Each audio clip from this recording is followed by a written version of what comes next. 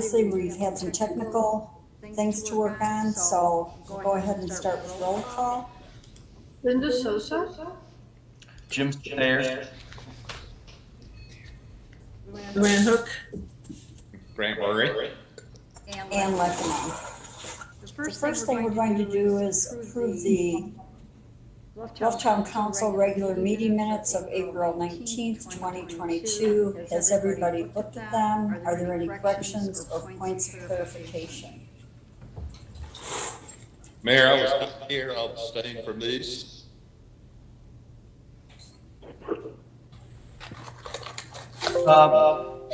Did you make a motion, Brent? No. I'll make a motion to accept. Is there a second? I'll say, I can second. Luann seconded. Any discussion? All in favor say aye. Aye. Aye. Aye. Aye. And Grant abstained, 4 ayes. Second thing is approval of the Blufftown Council work session minutes of April 21st, 2022. Same question, has everybody read them? Are there any points of discussion, any modifications?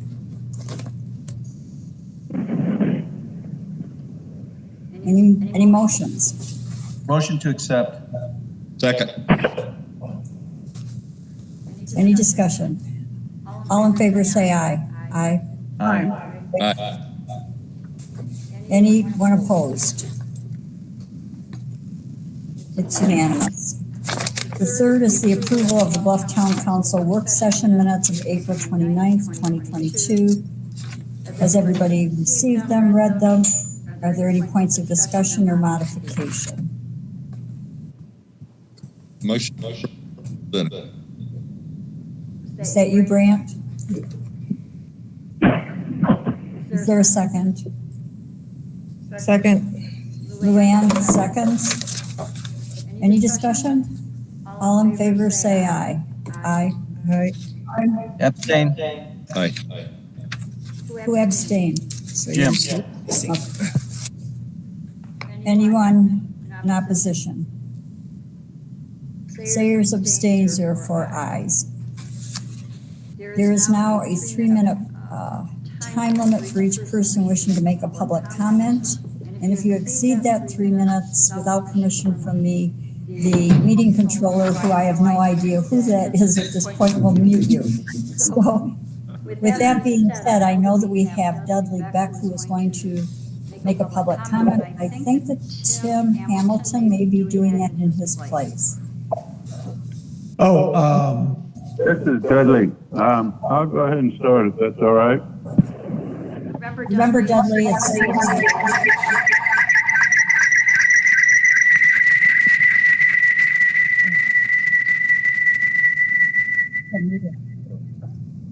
Everyone's on mute.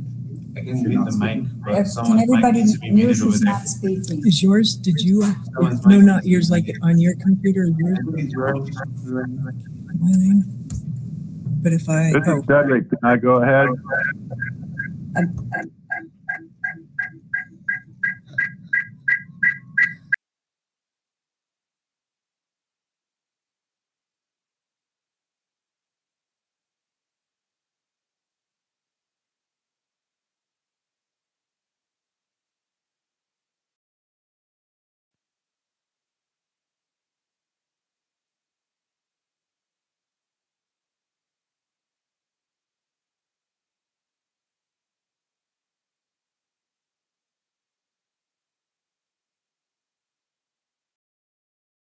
To speak about the solar farm.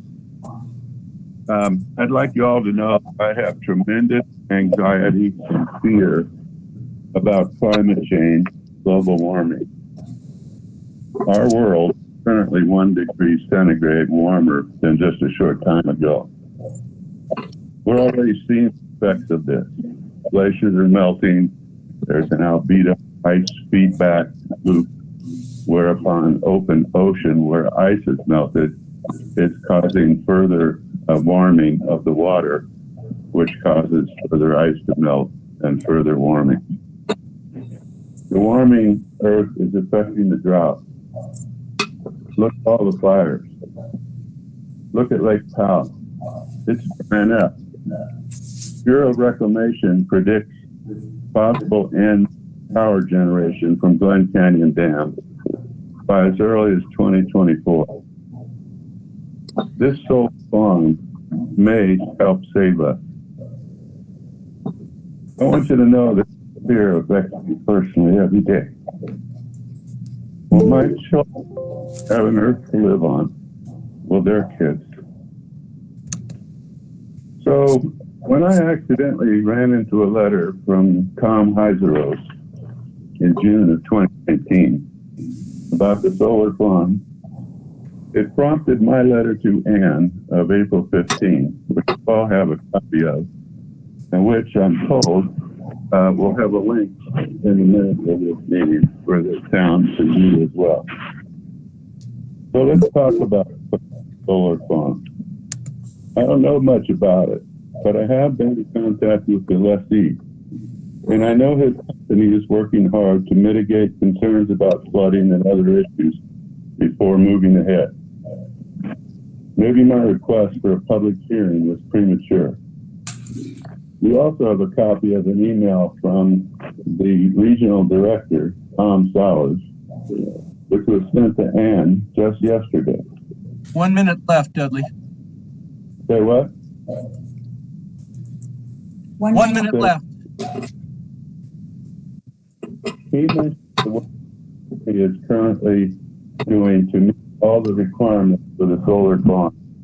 And that's taken another 3 to 4 months to gather all the data.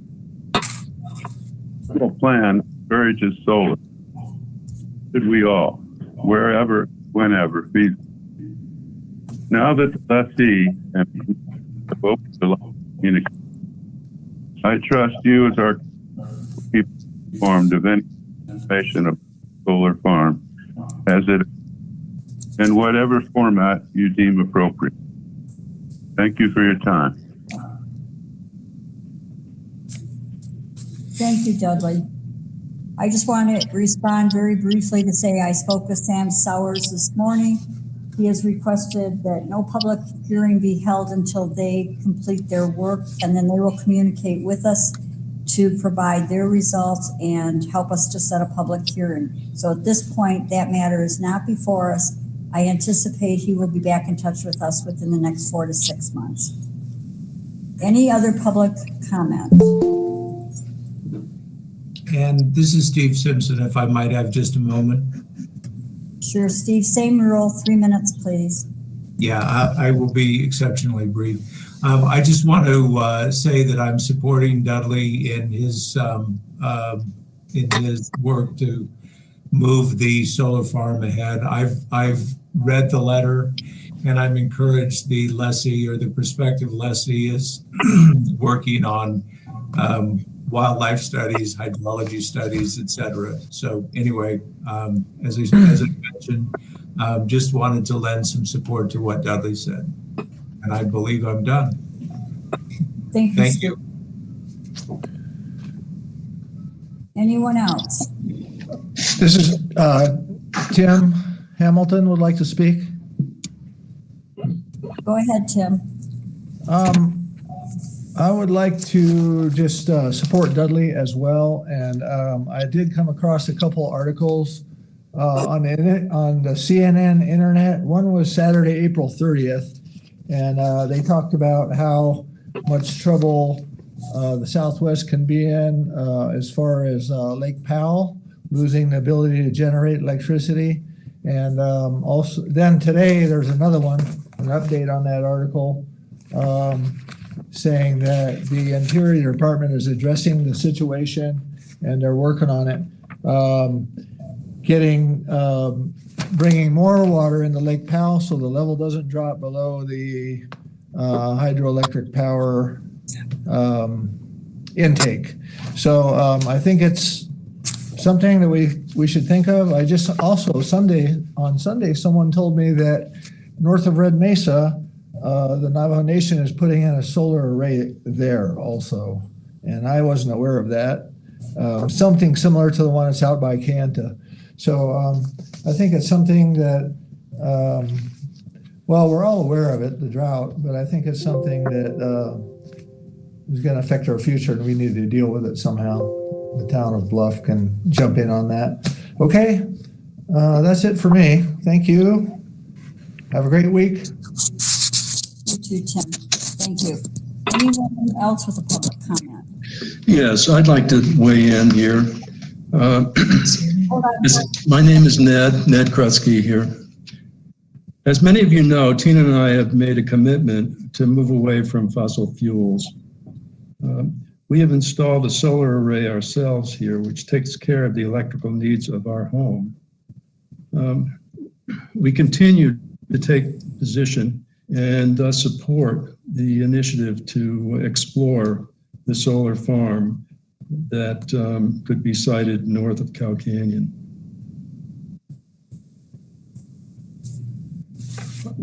Can I just add a comment as part of that 3 minutes? Sure, Tina, go ahead.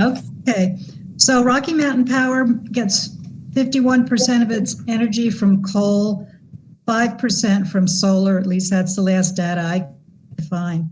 And I just feel energy and climate change need to be priorities for Bluff as well as the rest of the world. So, and I think I'm preaching to the choir, but I thank you for your attention, and I hope we can move on this. That's it. Thank you, Tina. Anyone else? I wanted to add my voice, Carol Shook. Just to ask the council to keep an open mind and get more information about getting the solar farm. I think it's consistent with the values of most Bluffoons and would be proud to have it. That's it. Thank you, Carol. Anyone else?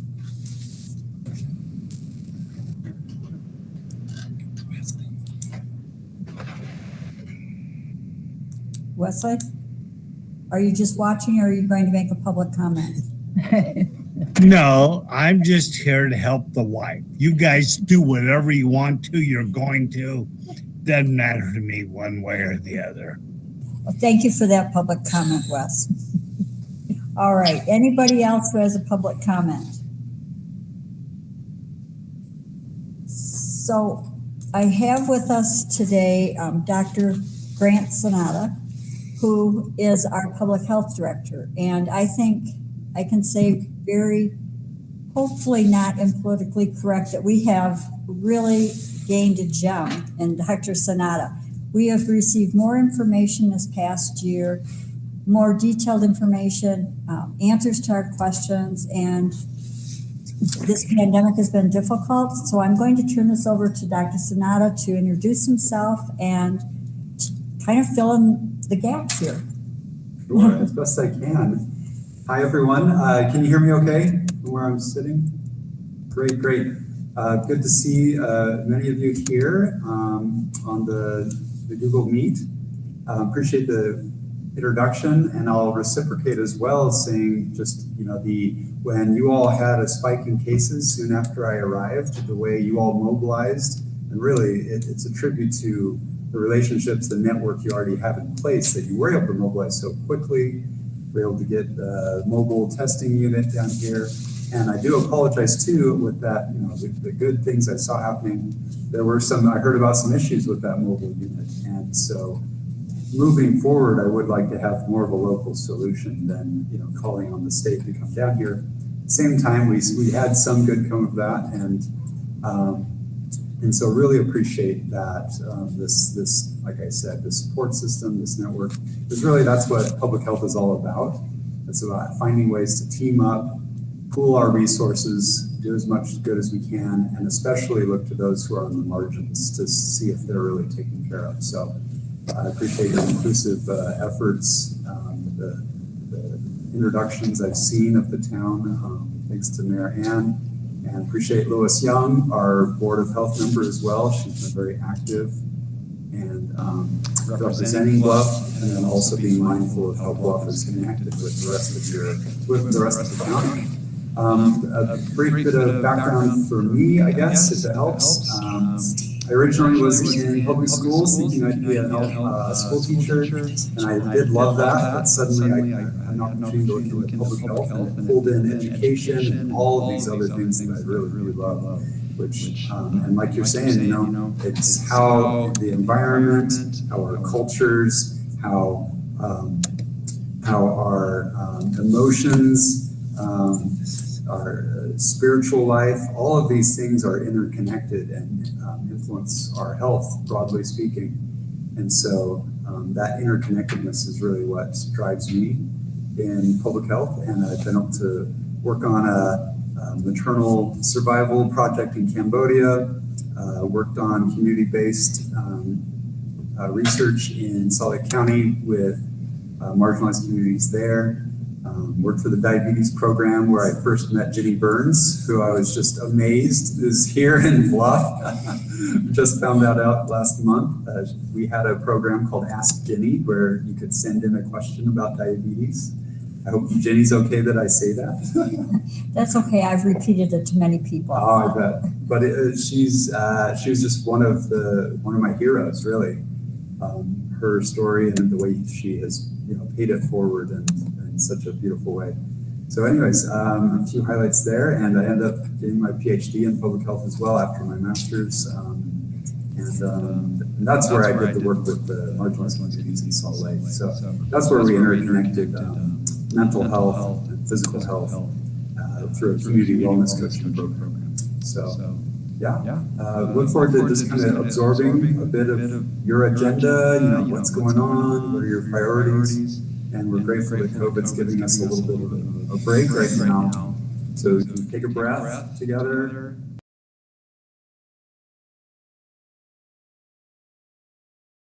And be better together. So.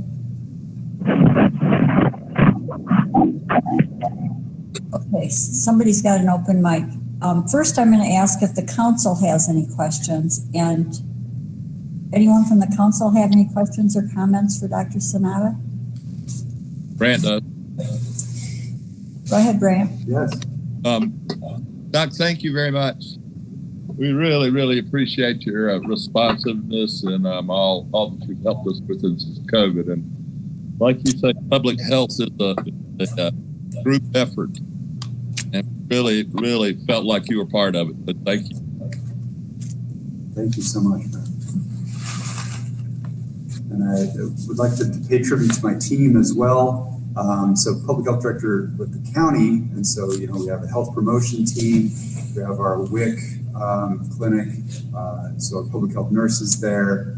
And just really that team effort. So thank you, both internally and our broad partners. So thank you. Anyone else from the council? Simon? I just appreciate you coming down in person. It's nice to meet you. And thanks for your help with our system. Oh, our tech system as well as our health system. Great to see Craig in action. That's awesome. Yep. So we have quite a few people on the call. Does anyone have a specific question or comment for Dr. Sanada? And I know we don't usually do this, but I think this is our one opportunity to clarify anything that we might have. and recognize, Utah Navajo Health System has been, again, one of those great partners, playing more of a public health role than we often see in healthcare partners. And so tribute to Navajo Nation as well in terms of that, just this systemic partnership, in a positive way. So I would like to back that up that with Lois being on your team, and we feel like we've got connections to you. So anybody in town, contact Lois or us, and we can get you in touch with Doctor. That's how a board is supposed to function. Yeah, so and it's we do feel like we have connections to you. So. Yes. Yeah. Questions. Tim would have a question. Tim Hamilton. So once in a while I look at the Farmington Daily Times because I used to live in that area, San Juan County, New Mexico. And there's a blurb about how the cases are up in San Juan County, New Mexico by about 55%, somewhere in that neighborhood. And I wondered, Doctor, what you have to say. Do you see a resurgence coming in maybe other states in the Four Corners? I'm not seeing, so in across Utah, we're seeing a slight rise right now across the whole state. Not really impacting hospitals yet, not seeing much of a rise in hospitalizations, but we also have a variety of other ways we're trying to look at what's going on across the state. Like wastewater sampling actually is one way we can see if COVID's in the area. And it's when we look at all of these other factors, we can say, okay, is something coming? And so we're being mindful of all of that right now, looking across the nation as well. A place like South Africa having a rise right now, for example. And so far so good is how I'm describing it. If things need to scale up a bit more, that's when I would say, okay, let's ramp up our booster shots if beyond those that are already hybrid. So right now, the recommendation is, I would say, those that are over 50, for example, especially if you have some other health conditions going on, stay up on your boosters. Because that would allow you to get out and about. You'd be able to, you could wear a mask if you have those other health conditions, and be able to participate pretty well in social life now. But I am keeping an eye on that, and if we need to scale things up, we'll relaunch some of those efforts. Well, thank you for your time. Thank you, Tim. Thanks for being mindful of the region here. That's one of my goals. Long-term goals is to have kind of a public health entity for the Four Corners region, so that we're collaborating across our state lines here and with our native partners, with Navajo Nation, Ute, other tribes. Great. Anyone else? All right, not seeing anything. We will move into the unfinished business, and thank you, Dr. Sonata. Again, you really opened up that communication, and we appreciate it. You're welcome. Two-way street, huh? Yes. So number one, well, first before I start the agenda, I'm just going to point out if there's anyone who's on the meeting specifically to listen to number 10, which is the amended budget for 2022 and the 2023. We got through the 2022 today, but Linda and I are still working with the accountant on 2023. I'll give a little brief update, but there's not going to be much detail. It'll be next Tuesday, and then the public hearing is next Thursday. So with that in mind, Lou, are you able to report on number one, which was the update on Priority Telecommunications Act? Sure. So that is the Priority Communications, and I've got the cards applied for, so now they will all come as a batch to the town address. So when Linda and when you pick those up, give me a holler and then I can distribute them. So the ones that I applied for, and I need to talk with Anthony to see who else and the council, who else we need in our group. But right now what we've got is each of our council members, mayor and the council, and then the fire chief, assistant fire chief, head EMT, and let's see. My notes are all where I thought I was going. Anyway, those are the main ones. And when those cards come, I did a test call, and what you do is you have a number that you call in. As soon as you get that call, they say, enter your PIN number. You type in you just punch in your PIN number from a regular phone or from a cell phone. And then that puts you through to a priority calling. And then they ask you to put in the number that you want to call. And it went through really smoothly, real easily. You just have to have all of those numbers. So I've got them in my phone, and then I left the card at the Bluff base radio station. So if something needs to happen, at least that one's there until the rest of them come in. And they say it takes, a week or two. So when they come, I'll let you know. Okay, thank you. Moving to number 2, the report on the CCC Design Review Team meeting and any other discussion on that regarding grants. So Jim and Brant. Yeah, you want me to take this away, Brant? Is that okay? Yes, sir. Yeah, we met today. Brant was there. 3 of the committee were there. Heather didn't make it, but Woody joined us and Damien was there.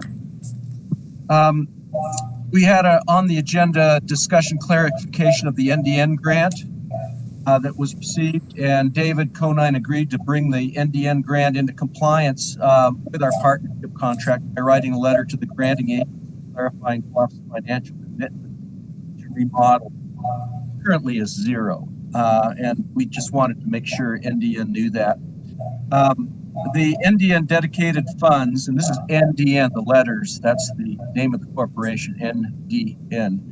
NDN dedicated funds will be moved into an account held jointly with our partner, and additionally, as part of the same agenda item, we'll begin CCC strategy for remodeling immediately. So. Though that was one agenda item that was rather complicated, kind of took care of it. The next agenda item was the discussion of the project manager for this project, which hasn't really been formulated yet or strategy yet. We've asked for a cost estimate from a professional, which we haven't gotten back yet. She's looking into it. But this is sort of a job description, so to speak, and a cost estimate for such a project. She's familiar with the scope and so forth, pretty much. So we'll see what happens when she gets back to us. If there are any questions as I go along, just shout them out. We're getting a trash receptacle for Heather Teen's office. She is in the auxiliary building, or the trailer basically over there, and she needed that, so we're going to do that. I think Brant's taking care of that.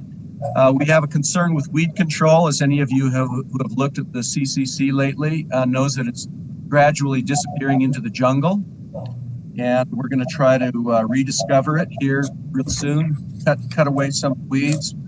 Try not to use weed poison, but I think he's already dosed the goat heads, but I'm not sure. But anyway, we're going to work on that and work with James on that.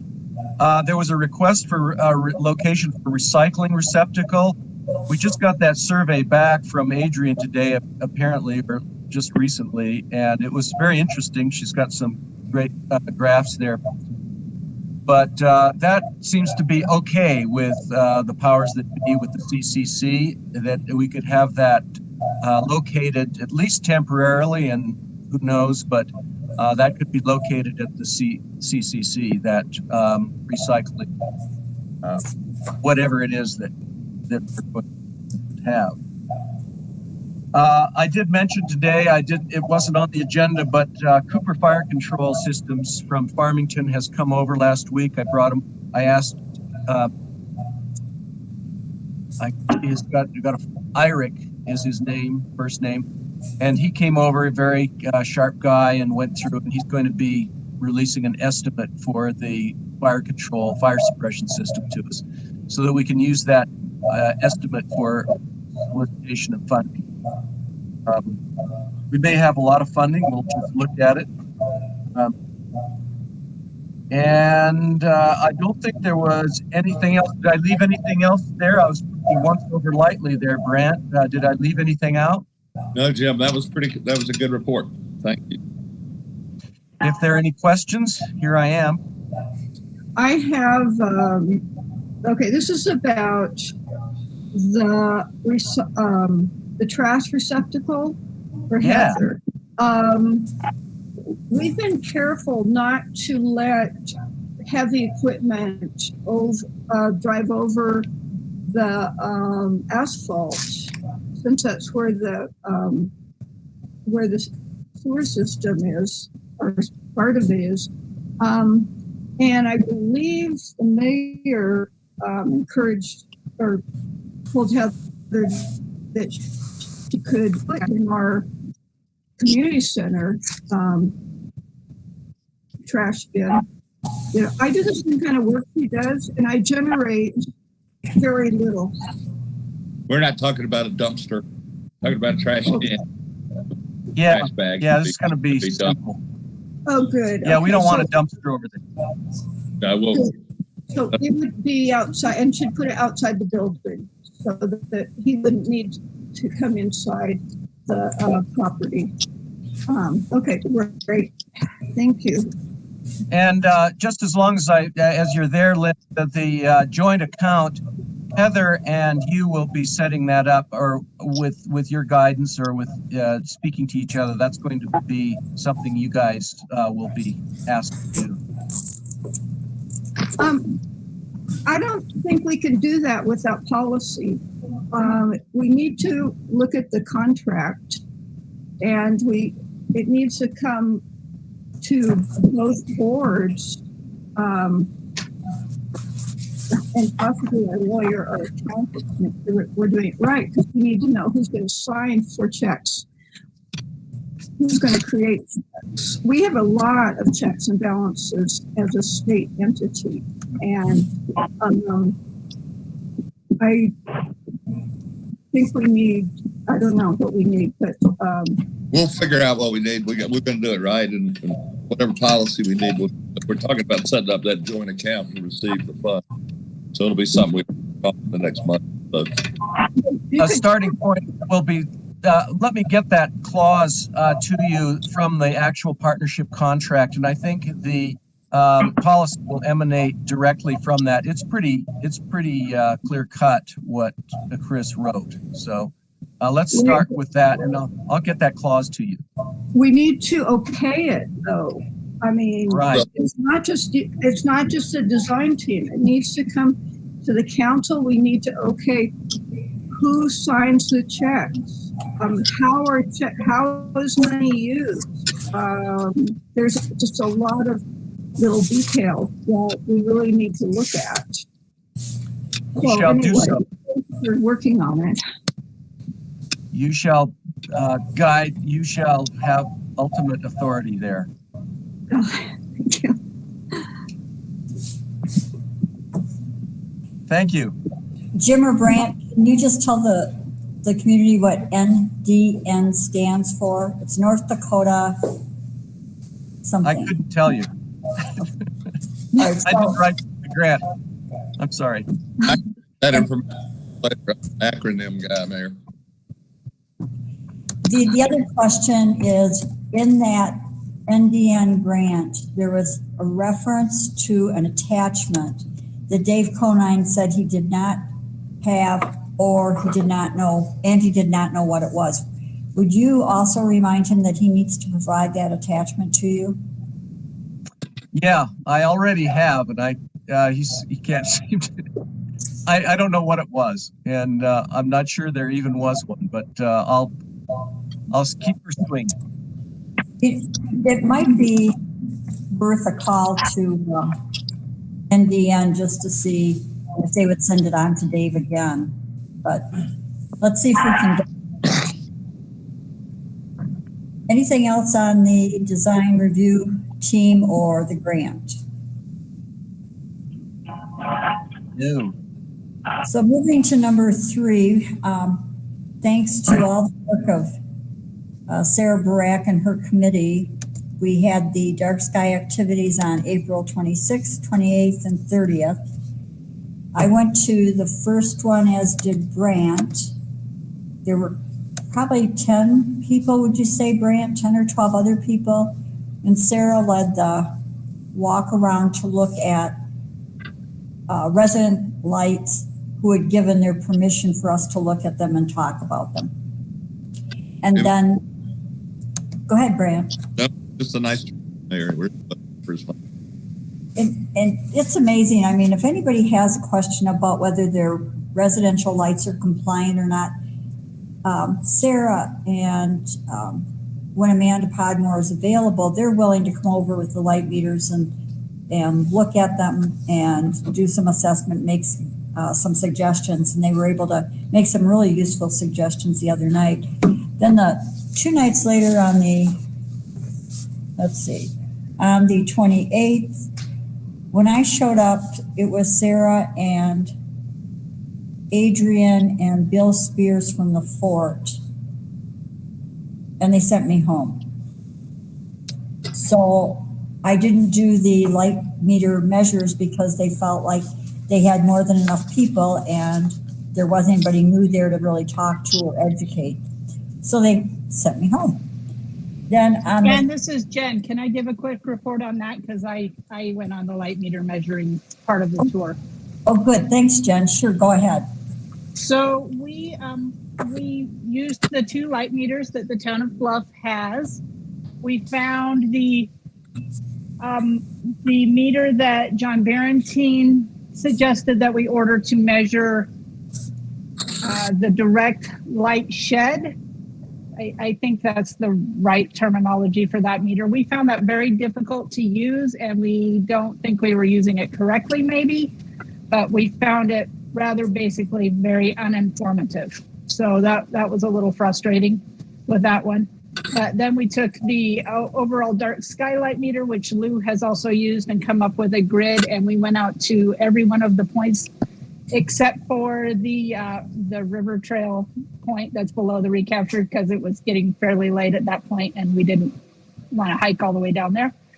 But Lou set up a great grid system of town. Basically, we would like every council member to go and take light readings from those points, because it's a great way to get to know our streets and some other things. And we found that very useful.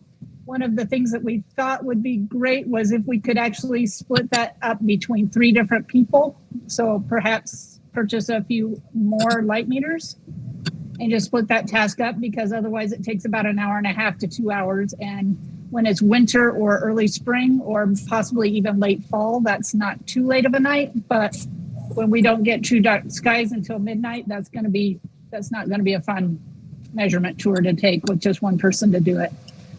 But we were happy, and it was good to get to know the equipment. And I thought that was a successful portion of the evening. And I might just add that on the little bit that I know of the designation, those requirements to read all those spots, I think they say maybe, less than half of what I put on there. So I think we could narrow that down. And then it's really important that we do it on that new moon, right at the new moon, so it's dark. Can I, since you've allowed Jen to speak up, can I speak? Wesley Shook. You may, Wesley. Hey, it's all great that you guys are looking up the sky, and it's great. Those of us who live within the cruise ship, okay, Mr. Shook, I don't know how to deal with that. Mr. Shook, I'm going to remind you the comments need to be respectful. I'm being respectful. I'm trying to ask somebody to say how we're supposed to deal with the light, not above, but on the shade side, I guess is the best way. Wes, that's the other meter that they were talking about that they haven't quite figured out how to use. And we had an app on their phones. We can figure it out that way too. So that's a different process. It's when I talked to International Dark Sky, they told me $350 for that meter. So I guess I can afford that at some point. But to say that we're doing really well on dark skies is not the way I feel about it. But anyway, hey, that's okay. You guys do whatever you want to. Thank you. Thank you. I'm off. Thank you, Wesley. All right. Then on the 30th, we didn't get to the 30th, did we? No. So I did go to that. So Lou's going to report on that. Yeah, I came in and it was similar to the another Dark Sky, Bright Stars event, and it went really well. Sarah's a great teacher, and there were a couple of telescopes set up from the town. I had been hoping to get some help in getting one set up, but that part didn't happen. But she did that for a couple people, and then showed some constellations and whatnot, and people got to look through the telescopes. So, and there were probably 20 people there, probably. And it was at the community center. The community center is a really pretty good dark spot to be, even with a couple of the lights on the building. It's really pretty dark space. So she did a great job. So thank you, Sarah. If you hear this later, anyway, that part I thought was good. So moving to Dr. John Barentine, sorry. Just sent him an email and I asked two questions. One is, could he tell me what a ballpark cost would be if he were to come from Tucson to Bluff and spend a day?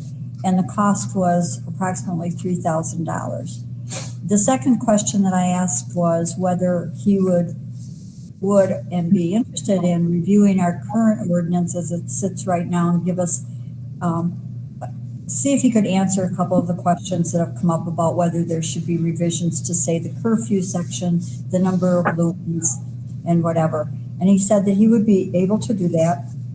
I think that we could have that turned around by next meeting, which would be next Tuesday.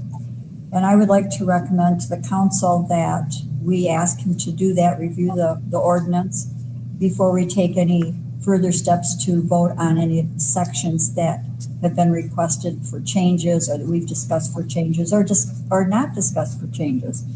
So that's what I'm asking, is whether the council would approve my continued conversation and getting a review within the next week. I think it's a good idea, Mayor. Do we need a motion to reschedule this for next week or not? We do. That would be on number 10. No, not number 10. It would be on, this is going too long tonight. It would be on number 7, discussion and vote on edits. But right now, Brant, what I need is a motion and a vote to approve me to have that conversation and hire him. And so you didn't give us a rate for it, an estimate. It's $3,000 for travel and come up, but there was no estimate because he doesn't know how long it is. But it is hourly. A lot of it is boilerplate, and I would not imagine it would take more than a couple of hours. Yep. Right. I'll make that motion. I'll second. Any other discussion? Then all in favor say aye. Aye. Aye. Aye. Anyone opposed? Then it's unanimous. Thank you. And I will try to get a ballpark figure, but I'm sure from my conversations it's going to be more than reasonable. Moving to number 5, report on the ARPA report. Somebody say something? You have number 4. Oh, CDBG. Number 4, I'm sorry. Status of the Community Development Block Grant application, the second public hearing. Jim, do you want to cover the in-person meeting? You're muted. There's not much to cover. I attended a required meeting. It was mandated by the state. At first, it was going to be possible to do it by distance, but they wanted people there because they wanted to ensure that the participants who had applied for CDBG got the directions, got the coaching. They wanted to ascertain that everybody who was going to participate was very clear on what they needed to do. And I'm not going to even begin to talk about all the things we need to do because there is a lot of stuff. This is federal HUD money, so it's all federal compliance money, right down to the Davis-Bacon Act for labor and interviewing laborers. So it's not going to be an easy project, and they emphasized that you can't let it sit for a week or two. You've really got to be on it, pretty regularly and pretty frequently as it goes forward. Fortunately, I was offered the opportunity to be the project director very kindly from the mayor, but I declined. I just don't have that much attention for anything. So I appreciate. So that's if you have any questions about the where I ate or anything like that, I'd be happy to let you know. But the real meeting was very complex.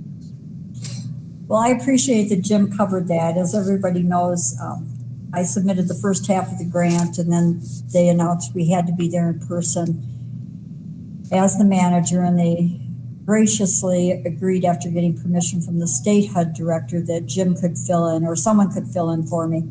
Jim was at my door practically the moment he got out of the car with the book for me to take over. And he did decline my suggestion that he do the management.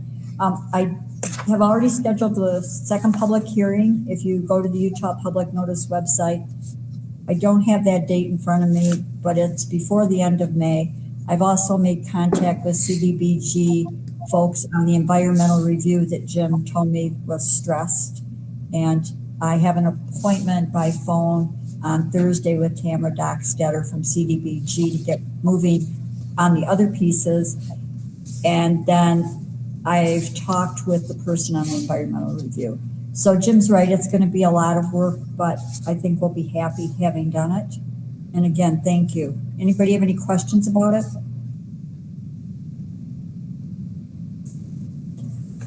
Okay, and this is on the community center's kind of ADA food pantry remodel work. Well, moving to number 5, the ARPA reporting.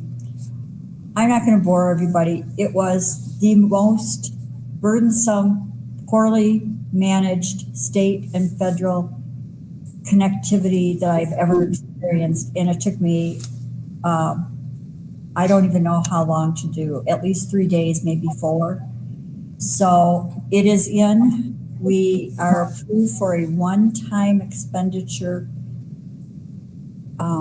We received $56,000, almost 57, in federal and state matching funds.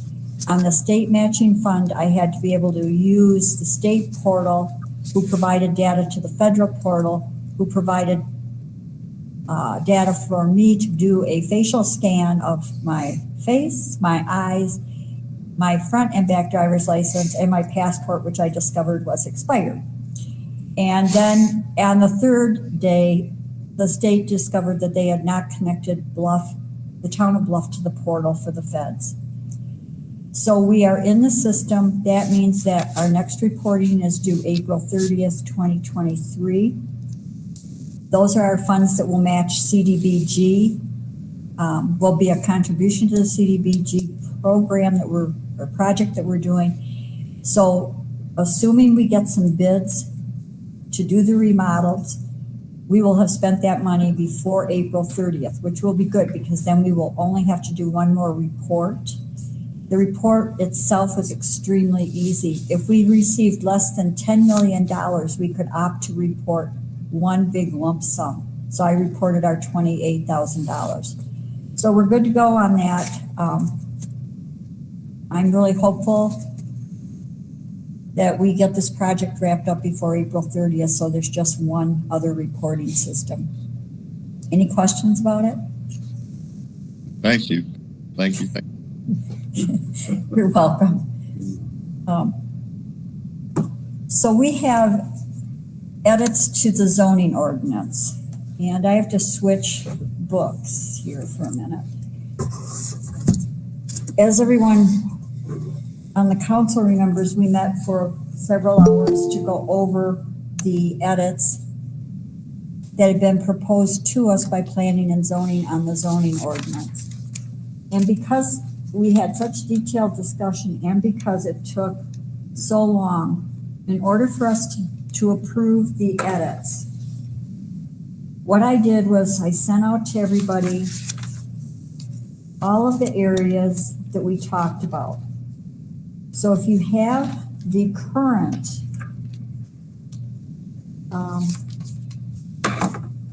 ordinance in front of you and you follow along, you can see where those edits are. But I sent to everyone what I hope was clear. It's numbered 1 through 30. It contained a yes, no, or you could abstain, or if you weren't here and wanted to be absent. But I talked about each of the options that we had, or each of the changes we had. Excuse me, this is going to take a little bit of time to go through. So we have 2 ways to do this. We could move it to the end for those people who get bored or tired of listening to this. Finish up with 7 through 12 and then go back to 6. Or we can just start with 6 and people can fall off or fall asleep as we go. I'd like to just go through the rest of the agenda first and then save this for last. I think by the time we get through this, we won't be ready for the rest of the agenda. So, I mean, we'll be burned out. So, Anybody have? That's fine with me. However you want to do it, Mayor. No, it's not how I want to do it. Is everybody okay with doing it that way? Lou? I'm fine. Whichever is. That is not what you want to do, Mayor? It is what I want. It is. Oh, okay. All right, so let's jump to 7, which I already said. Discussion and vote on edits to exterior lighting ordinance. My thought was we get a review by Dr. Barentine first and then put this back on the agenda for Tuesday of next week. So moved. Is that a motion, Brant? Nodding his head yes. Is there a second? Second. All in favor say aye. Aye. Aye. Aye. Anyone opposed? Then it's unanimous. Then number 8, Lou, update on planning and zoning and the CIRD. Okay. So planning and zoning met April 20th. There were no new land use clearances this time. They reviewed the sign ordinance and they're working on different forms to make sure that when somebody needs to do something, there's a form to fill out to do the request. So it was kind of some nuts and bolts things. They did have the joint meeting request for tomorrow night. They would like town council to join their meeting at 6:30. And Sarah came on to our meeting, one of our work sessions, to ask that too, so that we could all, the reason for them wanting us to join them is to make sure that they're working on what we would like them to work on, that they're not going off on some other tangent. If we're not ready to do that joint meeting, then they will just carry on and wait until we are. They're especially wondering about the sign ordinance and if there's more that town council wants them to do towards that. But other than that, they do have a meeting tomorrow night at 6. And that's really all the update from that end, other than what we're going to decide to do about the joint.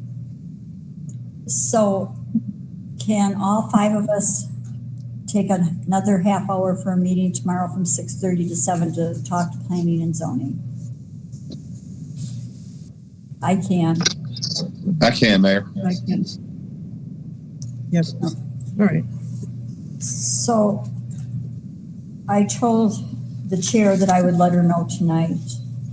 I'll send her a text and let her know that we'll jump in at 6:30. Then CIRD. Okay, so CIRD, just to remind people, it's the Citizens Institute on Rural Design, and it's the National Endowment for the Arts grant that the town of Bluff got and assigned Molly Schmidt and myself to get trained on how to get a project done. So it's been great. The project was the travel to make the Bluff more walkable and to be able to pass through town in a more walkable, inside town and along the highway. We share Main Street with a US highway, so that was the project that we're trying to figure out how to make happen. So on the 20th, what they did was introduced us all to a new format called Gather. And have you done Gather? Okay, so Adrian had done Gather. And she just said, and they scared away a few people, I believe, but they were trying to introduce these 20 towns across the country. Town is in being 50,000 or less. in how to meet with this Gather platform.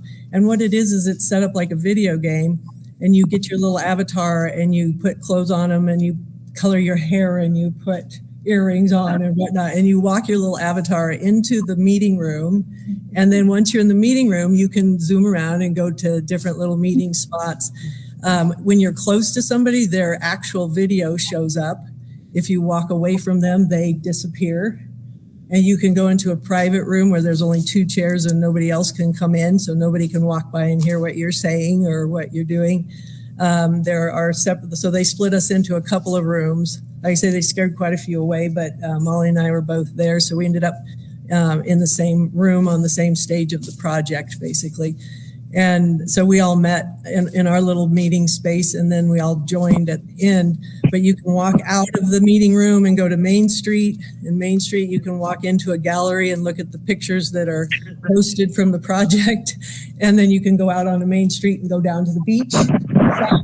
So anyway, it was kind of fun. It wouldn't work for a town meeting because we have to all, be within earshot of each other. But like I was thinking of the arts festival, that sort of thing. If somebody wants to talk to one group and another, it was a really good introduction on how you can work with a group and not all be sitting here on this screen trying to take turns. You can all separate out. And so anyway, it was quite fun. And we have, I think, 6 more months of trainings to go. So anyway, I enjoyed that part. Any questions for Lou? Yeah, you said that the town got the grant. The town council did not get the grant. So, well, we can discuss it later, Linda, because I've got all that paperwork and stuff to show where we applied for it and got it and assigned. But anyway, we can discuss that later. I can pull it up for you again if you want. No, I don't use it because it's not a town thing. I mean, it's not a governmental part of our council. So well, it is. It is actually. So I'll pull it up again and show you the stuff. I need to have it in my paper file anyway. But anyway, it was a good training. Like I say, that was mostly what we got out of it, except for 2 of the other towns that were in our little meeting space were also working on walkability of their towns. So we shared some of that in common. Then I'll move to the update on San Juan County Commission meeting, which was today. And for some reason, I thought today was Monday. Linda and I were working on the budget, and I was going to pull it up at 11 o'clock. And today, coming home from Blanding's meeting, I realized that today was Tuesday. So I'll listen to the commission meeting. There's one thing that probably does affect us in one way, which is it appears that the San Juan County Commissioners are once again putting your tax dollars at risk for litigation. And I believe that was discussed today. Just very briefly, if you didn't look at the San Juan record from last Wednesday, it's well worth reading. 2 of the commissioners voted to not follow the legal advice of the county attorney and the legal advice of another district county attorney in another county on how to select Kendall Law's replacement on an interim basis. My understanding is that the county commissioners, possibly the county election clerk, and others have already been sued. I'm hoping that's wrong, but I wasn't able to remind myself to do this today. I'll listen to it tomorrow. If that's accurate, people might want to think seriously about weighing in with the cost of litigation, really putting this county at risk. So I apologize. I will listen to that tomorrow, maybe while Linda and I work on the other part of the budget. Update on the Bluffs. Any questions about that? Okay, update on the Bluff Cemetery Board. Tomorrow the ad will run for the last time, so anybody who's interested in applying for the Bluff Cemetery Board should get their letter of intent in. I think Linda sent out at my request another blast to everyone with the contact information for Mac McDonald, County Administrator. I know we've had some applicants. Just to be absolutely transparent, my conversations with Dr. Donald as to how to reorganize the cemetery district, have a board that's in compliance with the state, included the request by the county that the town of Bluff Council have one member on that board. And no one, let's just put it this way, my letter of intent went in. So I'm assuming I will be on that board and can keep everybody posted with the goal of getting everything organized and compliant, and then seeing if we want to try to take the cemetery over and move it into the town of Bluff. So we've got a few more days, everybody that's listening, go ahead and apply. Moving to number 10.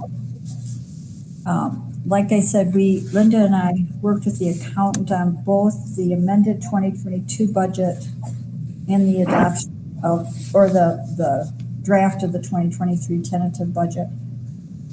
And the 2022 is pretty much done, I think. I saw something from the accountant when I got back from Blanding, but I haven't read it, that said he fine-tweaked a couple things.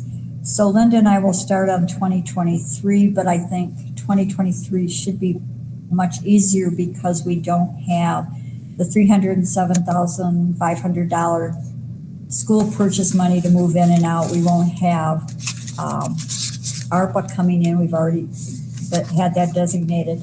We've handled all the setup for the roads grant that we got. Thank you to Michael Havocan.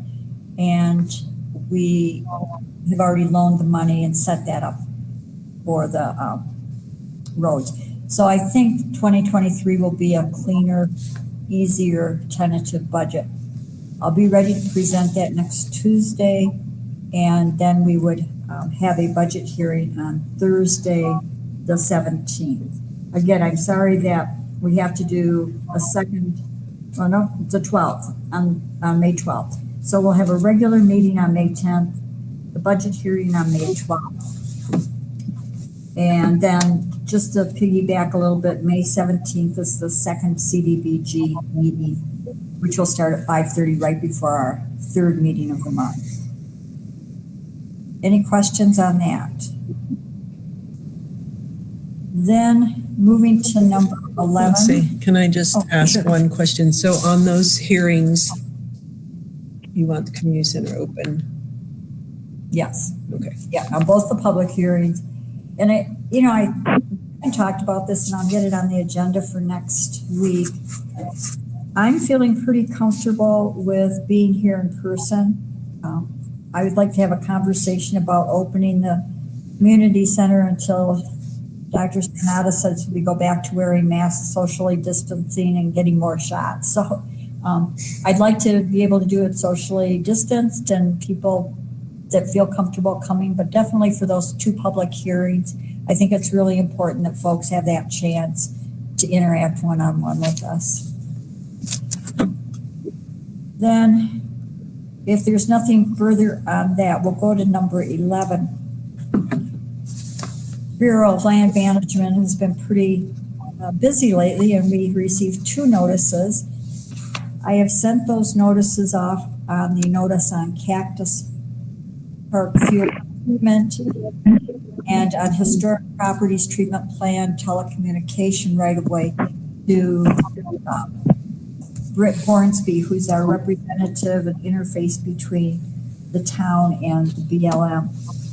And I think if anybody's interested in getting more information, you can talk to me and I can give you a copy. But the one that needs the attention is historic properties. Emory's agent putting in the lines for Emory Telecom did some pretty significant archaeological damage. And so they've set up a request for, not they, the BLM has set up a request to do site visits to damaged areas. And Britt Hornsby couldn't be on tonight, but he asked if we wanted him to be at those site visits, and because he would like to be there. And I said, absolutely. So this is your chance to council to tell me that if you want to go instead of Britt or with Britt. Or do we just let Britt do his job?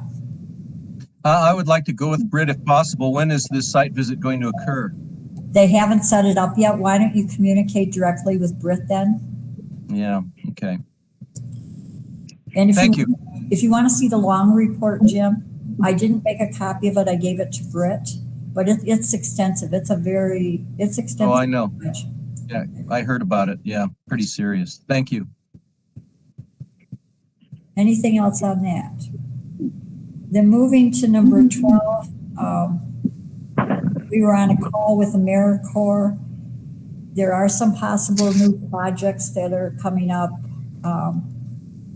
And I think to just kind of get to the end result of that is we can get a Vista, we could get another team, we could pair up with a couple of other communities here in San Juan County who also are interested. So we're trying to set up a meeting between 4 or 5 entities to talk about, do we have a shared vision of a couple of projects?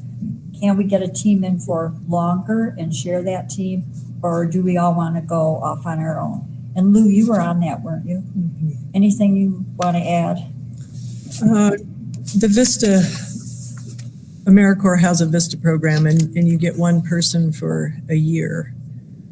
But the projects were, I kept kind of trying to come up with all these ideas of what I thought needed done, and not all of them fit. But we do have contact with those people, and they're trying to work with us and try to get a person going. So, but it's separate than the group project. So there's a team or a Vista, but we don't have to have both, and they don't come as a package.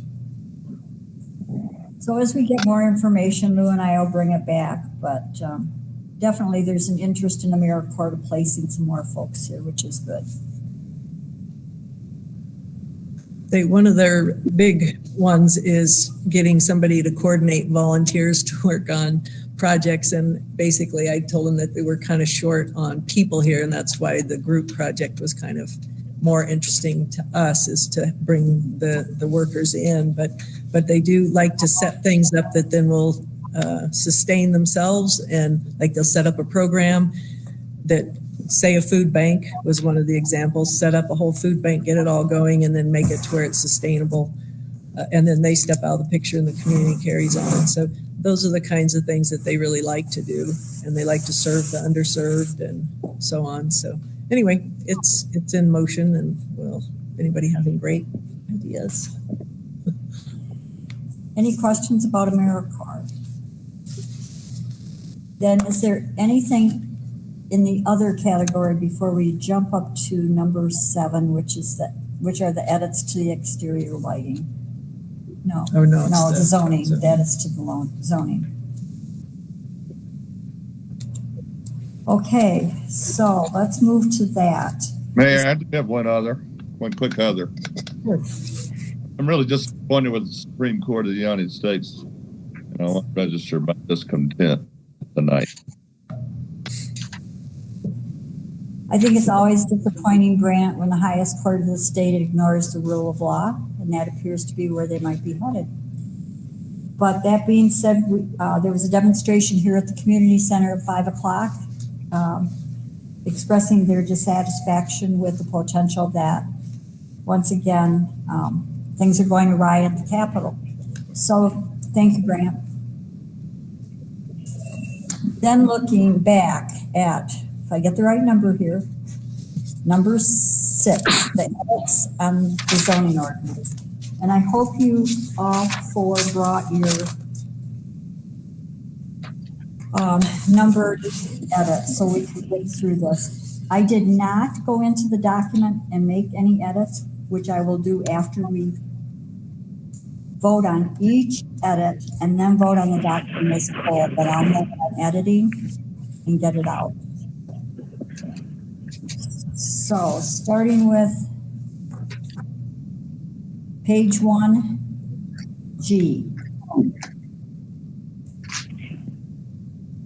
We wanted to add to the end of the sentence, quote, with 2 subsequent amendments, and then add to the beginning since implementation of September 5th, 2019, to be clear that that's when the initial ordinance went into effect. So we'll do this in a simplified way. One of you could make a motion, there could be a second, and then a vote. I didn't anticipate any discussion since we went through this really thoroughly in the work session last week. Motion to approve. Second. Luann seconded. All in favor say aye. Aye. Aye. Aye. Aye. It's unanimous. Well, anyone opposed? It's unanimous. Page 2, subsection J, which is the top of the page. Add the word amended before the word ordinance so that it reads, this town finds there is good cause for the adoption of this amended ordinance. Motion to approve. Second. All in favor say aye. Aye. Aye. Aye. Anyone opposed? It's unanimous.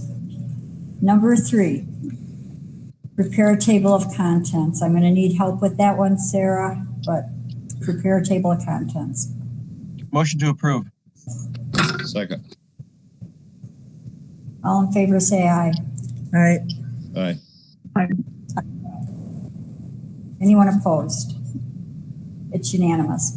Number 4, page 2, 6.01.010B. So in the planning and zoning recommendations, they deleted all but the first sentence. The second part of it, part that they deleted, took out the square footage, the need for a kitchen, installed stove, sink, etc.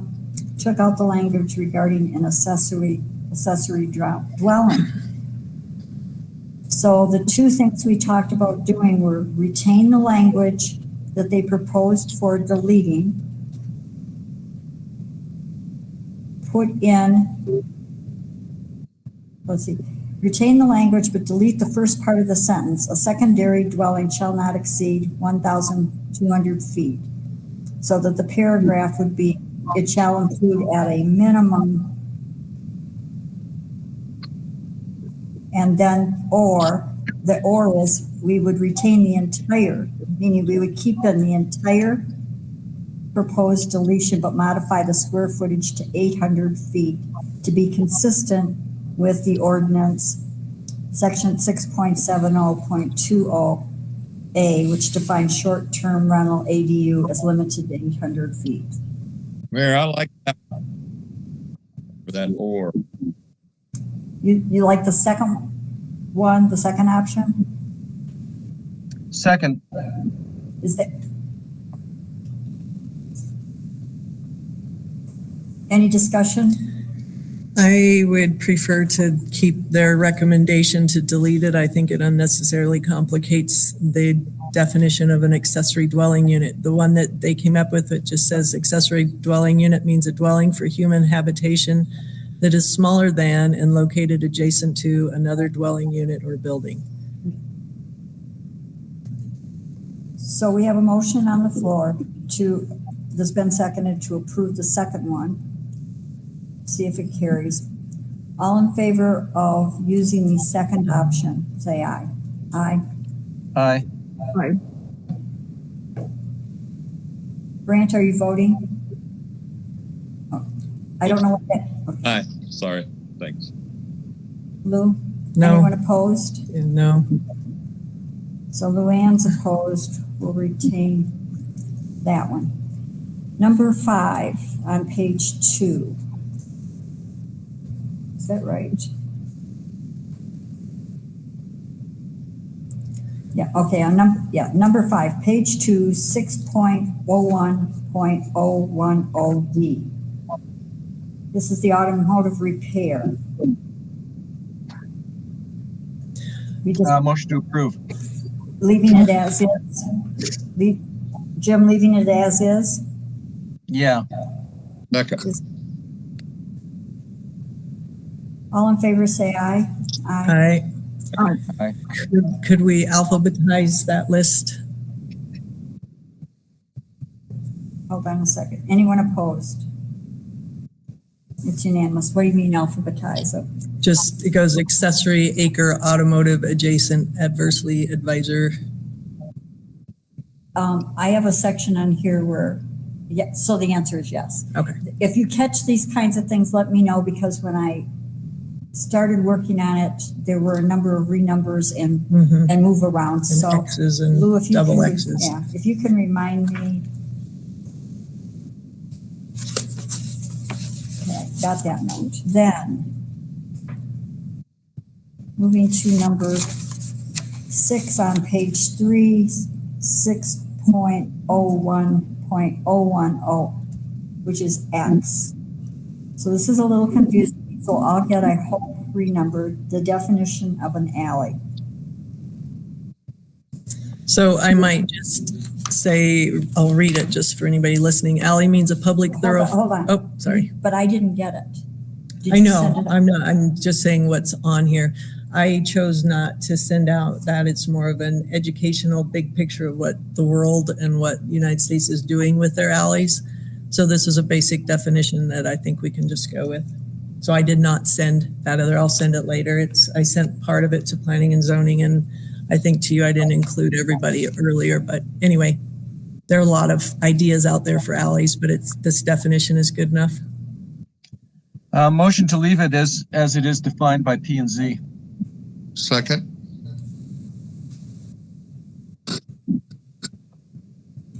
So I'll let Lou go ahead and read it, but none of us have had a chance to look at it. No, it's this one that they suggested is what I was going to read, just for the public. Oh. It just says alley means a public thoroughfare less than 25 feet wide, as through a continuous row of houses permitting access from the street to backyards, garages, etc., or a narrow access. So pretty basic. So we have that, and then we have a motion on the floor to accept the alternative choice to leave it in as defined by P&Z. All in favor, say aye. Aye. Anyone opposed? It's unanimous. You know, again, I just want to remind all of us, this is a living document. We're going to be making changes forever. So as we catch things, let's clean them up. Number 7, which is on page 4, 6.01.010P, the definition of a duplex. So what we talked about was delete the language, quote, that may be offered for rent or lease, end quote, as proposed by planning and zoning, or leave in as written, but add language as actually written in the current ordinance. So duplex was defined in the initial ordinance as a freestanding dwelling held in single ownership that may be offered for rent or lease, in which 2 dwelling units share a common wall or roof. That was left out of P on planning and zoning's paragraph for duplex. So that is the entire, what I just read is what is actually in our ordinance. So the choices are delete as suggested or leave it as it's actually written. I would make a motion to leave it as it is actually written to distinguish it from condos. I'll place written. All in favor, say aye. Aye. Aye. Aye. Waving Jim. No.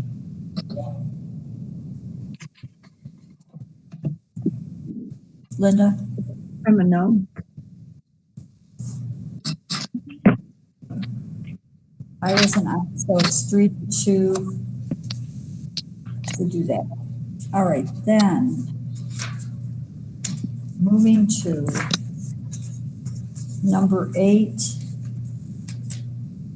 which Luann proposed adding the definition for a dog pound. Okay. and I have a comment on that. So dog pound doesn't show up, but animal shelter shows up later on. And so we either need to, I think we just need a definition for animal shelter. It shows up in 6.01.110. Well, yeah, in C, in the C3 districting, C3 zoning, it says kennels or animal shelters. I hate to jump ahead to that page because I can't get back. But anyway, animal shelter is in there, but so I'd say no on the dog pound.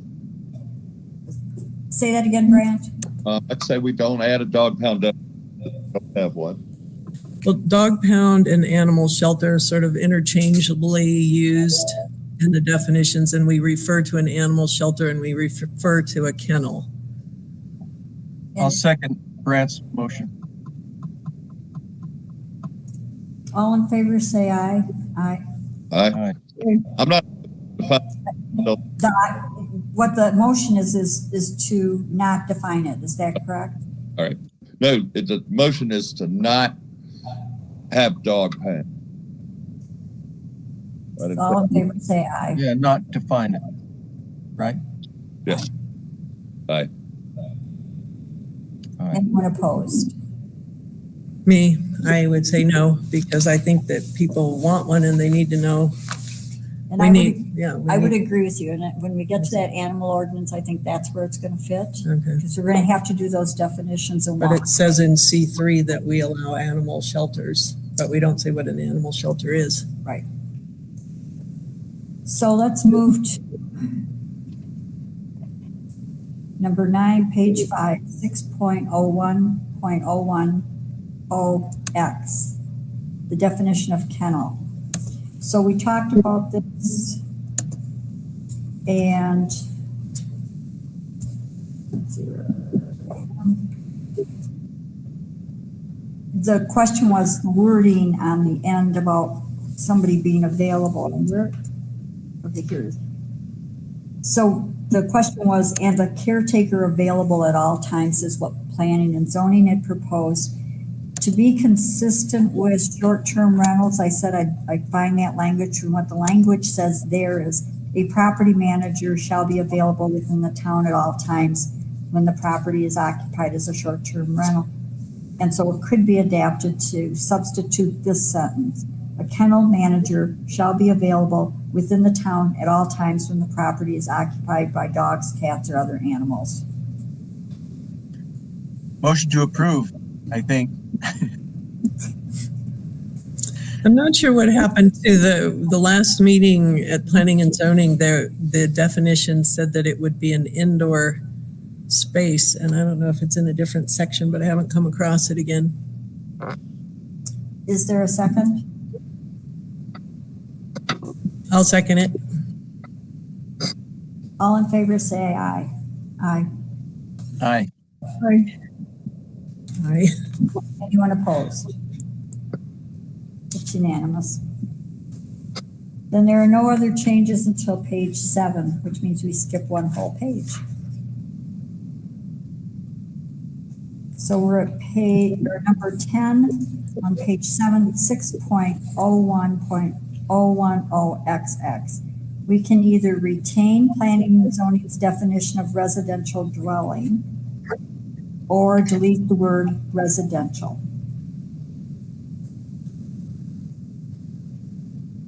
Any motions? Oh, I guess there was another one. Move the definition of dwelling. I'll leave that one. So those are the ones on that part of the wording.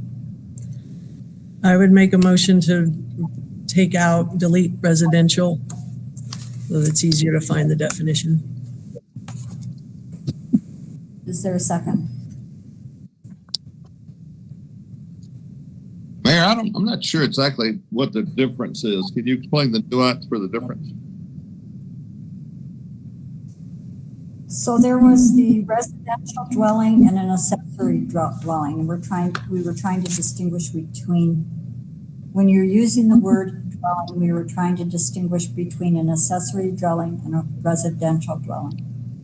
And Luann's suggestion, if I remember correctly, was to just have the word dwelling and then do a subsection accessory dwelling, another subsection residential dwelling, which is the third part. So right now we're talking about whether we call it residential dwelling or delete residential. And so Lou has motioned to delete the word residential. It seems to me like it's a duplication of what a dwelling is. We're trying just to define dwelling. We could put residential in the sentence somewhere else, but it just throws it off when you're looking for it. I like, my gut is telling me keep residential. You're breaking up pretty badly, Brant. My gut is telling me to keep residential in because it's a more definitive term. So somebody convinced me otherwise. Well, let's stick with this. Is there a second to the motion? If there's no second to that, then is there a motion on the first part? The alternative, retain residential dwelling as proposed. That's my motion. Is there a second? I second it. Okay, so Linda's seconding it. All in favor say aye. Aye. Aye. Aye. Aye. Anyone opposed?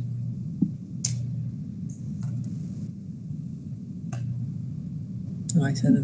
Oh, thank you. I Right, don't- sorry. I I didn't just do that. just alphabetizing is my. It's no big deal. And that, so that was unanimous. And then there was a request to move the definition of dwelling to the D section of definitions and Which add is- residential dwelling and accessory dwelling as subsections. Is there a motion? That's not going to fly. This is just alphabetizing, isn't it? Well, we'll just, it seems to me like the consensus is just to leave it in its order in residential dwelling unless you want to have it as a dwelling and then a residential and an ADU and, you know, it could be an STR under there or whatever. But it seems to me like the consensus was just to leave it as they suggested. Okay. Let's just make that one move then. Yeah. All right, number 11, page 8. 6.01.010XX definition of variance. Motion to approve. Second.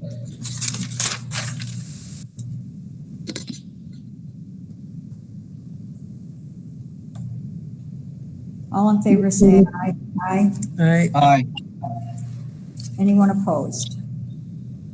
It's unanimous. Page 8, add 6.01.020A, add Exhibit 1, which is the official zoning map attached to our current ordinance.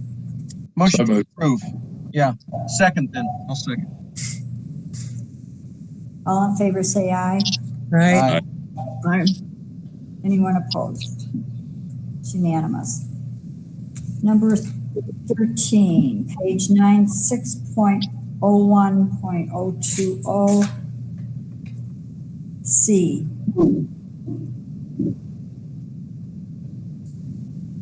Motion to approve. Second. So modify the first recommended paragraph to read something different. Yes, ma'am. So Jim, was that yours? Yes. Yes. Grant was a second? All in favor say aye. All right. Aye.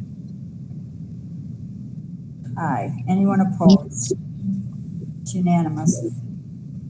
Page 9, 6.01.020C. Modify the second recommended paragraph, last sentence to read, construction subject to inspections as contracted with and performed by San Juan County Building Department. Motion to approve. Second. All in favor say aye. Aye. All right. Aye. Aye. Anyone opposed?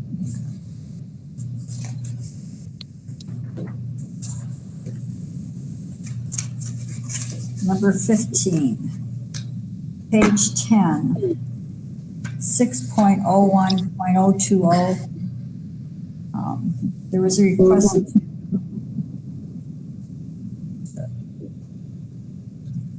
Under H, the next one is X. I1. So the archaeological resources, planning and zoning recommended deleting.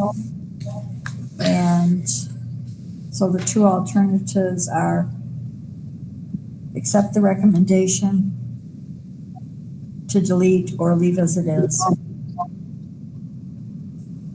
Motion to leave it. Second. All in favor say aye. Aye. Aye. Aye. No. So Luann is no. And on this topic, this is a good place to put in that Site 1 plan and a Site 2 plan are not defined in this definition list. Okay. So we should add it at some point.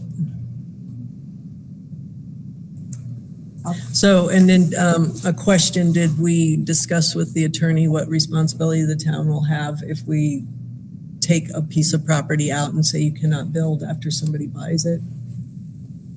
Wait a minute. Do we have, if we say, if they go through and find ruins, pottery, whatever on somebody's site and they cannot disturb the archaeology because they're doing an archaeological clearance on the site, then do we end up having to buy that land or what happens? I did not go down that path with Chris because he had approved all these initially in the beginning when this language was first in. This had all been approved by our attorney, and the deletion was not. So I did not talk with Chris. If you want me to send me an email and I can. Yeah, I thought we were going to, but that's fine. We can look at it again later, like you say. All right, going to page 14. 6.01.06 D. My copy, indeed, I cannot read that it was 2,400 square feet. So just the suggestion was to make that clear, so it doesn't look like 2-something-0-0. Motion to approve. Read that again for me, y'all. On my copy in D, the 2,400 square feet isn't clear. It's just maybe using a better font to say 2400 or spelling it out. Second. All in favor say aye. Aye. Aye. Anyone opposed? All right, moving to, it's unanimous. Moving to 6.01.070A on the same page 14. Planning and zoning recommended adding kennels to A2. I make a motion to not add it to A2. It's too close to the community and businesses of Bluff. I second.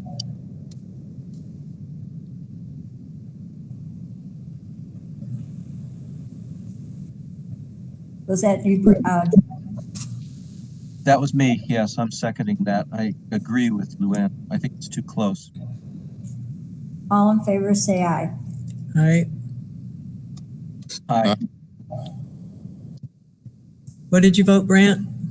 I voted yes. Anyone opposed? Me? I'm opposed. 3-2.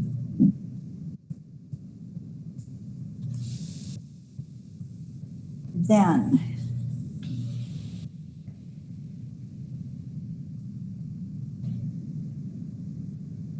moving to number 18, page 15, 6.01.090A.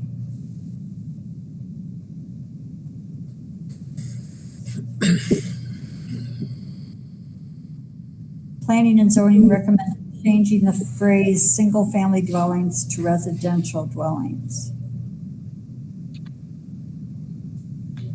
I vote not to do that. I don't want it confused with the other residentials. Is that a motion? It is, yes. Yeah, I second. Well, what is the motion exactly? To not, To not change the phrase single-family dwellings to residential dwellings. again, it's more definitive as a single family dwelling, and residential is more general and it could be confused. Thank you. All in favor, say aye. Aye. Aye. Aye. Anyone opposed? It's unanimous.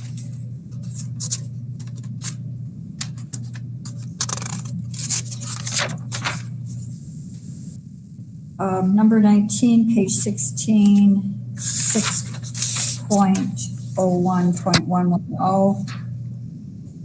If we want to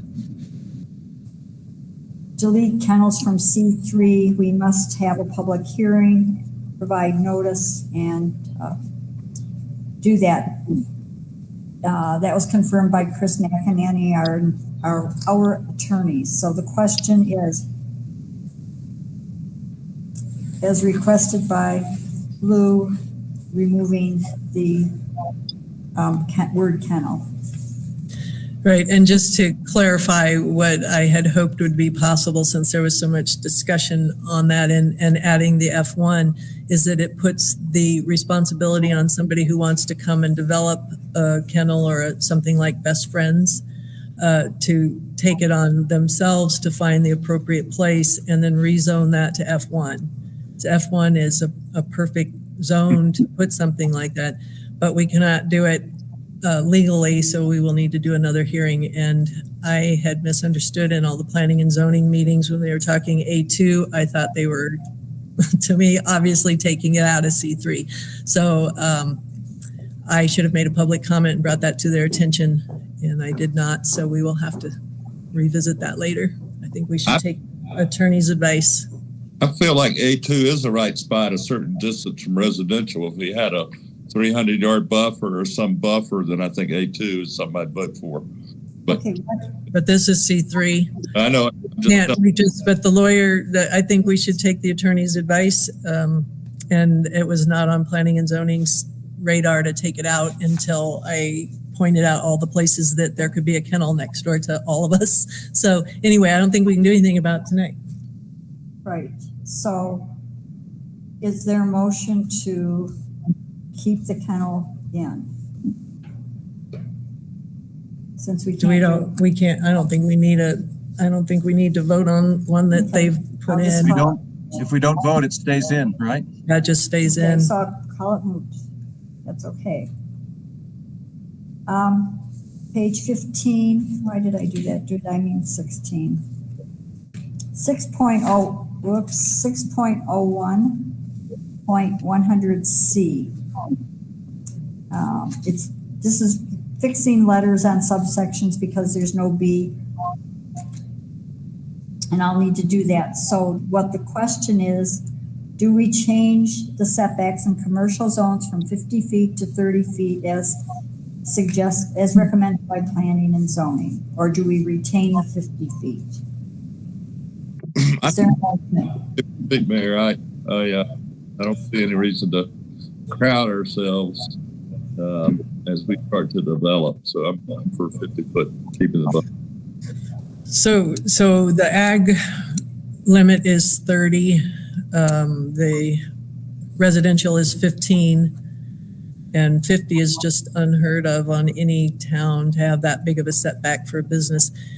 Robin Cantrell and a couple of them had a map, and I could not take the time to pull that map up that they had presenting to planning and zoning of showing where that 50-foot setback puts businesses. So I just feel like we need to take their recommendation. They did the study on it. They know this is why they recommended the 30 feet. Well, for me, if you got I second. We have to have a second before we can discuss. And so let me just say, I second Grant's motion. For me, if you got the 30-foot parking stall and 10-foot sidewalk in front of that, I mean, you need more than 30 automatically. So I'm against reducing that setback. All right, so Grant made the motion. not to reduce it. Linda seconded it. All in favor of not reducing it from 50 to 30? Aye. Aye. Okay. Anyone opposed? No. And keep in mind what that will do is put all the parking in the front. It's 10 minutes to 8. I started working at 7 o'clock. Okay, this morning. that's just, it's too bad because they worked through that a long time and I'm just a little discouraged for them. So page 17, 6.01.120A, add kennels in F1. Motion to approve their suggestion. Second. We don't have any F1 though, do we? No, we don't. No, but that's that somebody can go and request a zoning change. They can go up on the bench. They can go out anywhere out by the airport. They can go and find a suitable space and come and ask for a zoning change from ag to F1 if they're allowed there. If they're not allowed there, there's no point. And then they won't be allowed anywhere. Who made the motion? I did. Okay. I seconded. All in favor say aye. Aye. Aye. Anyone opposed? It's unanimous. Page 18, .601.140AF.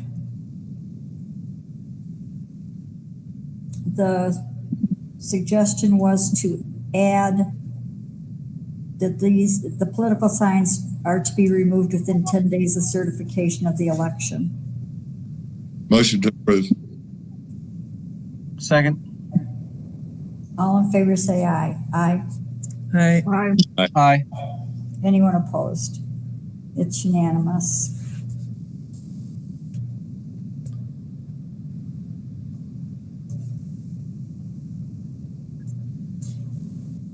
Page 19, 6.01.140B. Luann had wanted to prohibit yard signs after 20 days of placement, but not just the restrictions on the political signs. I'm not going to make a motion. We can let them rip till we have a problem. Okay, taking that off. We're almost done. We're on moving to page 4. Page 19 of the ordinance, 6.01.140B, which is actually C. Change the language to read non-conforming signs in existence at the date of the initial approval of this document are allowed. So rather than the amended, it's the initial. Motion to approve their suggestion. Second. All in favor say aye. Aye. Aye. Aye. Anyone opposed? It's unanimous. Can I make just a clarifying comment on signs? Was discussed in planning and zoning, grandfathering in the signs that are up, as this says right here, they're up, but they had some confusion as to looking around at signs and pulling them or, finding non-conforming ones, but the ones that are up are up. It's just the lighting ordinance that everybody has to change up everything to meet the new ordinance. Okay. Then Thank you. page 19 and 20, fix the subsections as it was repeated 3 times. The lettering. Motion to approve. Or Motion to approve. Second. And all in favor say aye. Aye. Aye. Anyone opposed? It's unanimous. All right, go to page 20. 20, 21, and 22 have no changes. We go to page 23.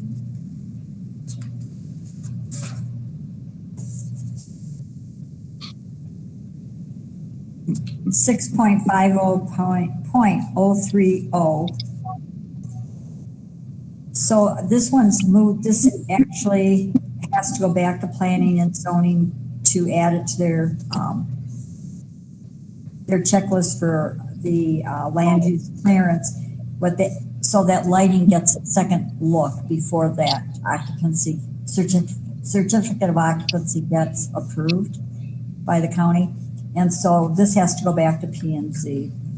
It should be at final inspection as part of the county's function for final inspection. Correct. Then there's no changes again until we get to 28.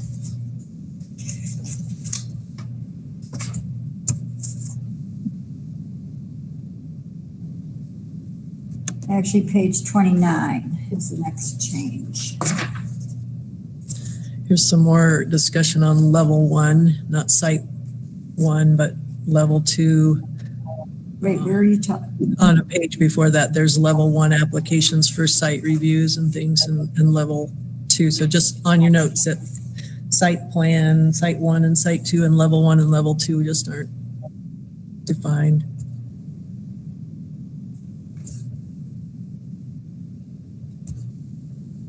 P&Z recommended no change here, correct? Correct. Is there are you recommending a change or just pointing that out? I'm just pointing out that we need a couple more definitions. There's discussion on level 1 site plans, but it doesn't say what those are. So going to page 29, 6.50.040F. Again, this goes to P&Z. And so I'll make notes of that. Page 28, page 32 rather, number 28. 32, let me get to 32. I'm excited, we're almost done. 30, hold on. 32, 6.80.010C, add no more than 120 days. Motion to approve. Second. All in favor say aye. Aye. Aye. And opposed. It's unanimous. Page 30. This is so exciting. Page 33, change the date to the current date that I'm signing this, which will be tomorrow, I hope, from 2020 to 2022. Motion to approve. Grant, second. Second. All in favor say aye. Aye. Aye. Aye. Anyone opposed? It's unanimous. I need to go through here and fix the numbering because the numbering is inconsistent. I will do that without a vote since it makes no sense to not clean this up without a vote. So, knowing that we voted on all of the issues, we can now entertain a motion to approve the document as modified in its entirety with the votes. So made.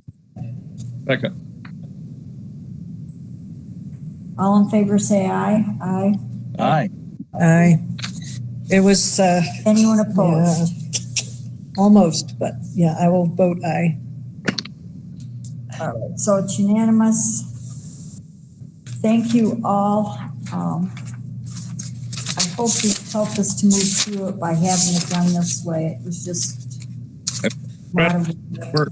Did you for putting that report together, Mayor? It was unbelievable. Thanks, Brent. All right, so it is now 8:01. Motion to adjourn.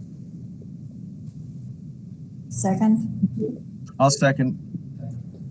All in favor say aye. Aye. Aye. Anyone opposed? All right, I'm turning the recorder off and hanging up. Thank you all. Thank you to everyone listening.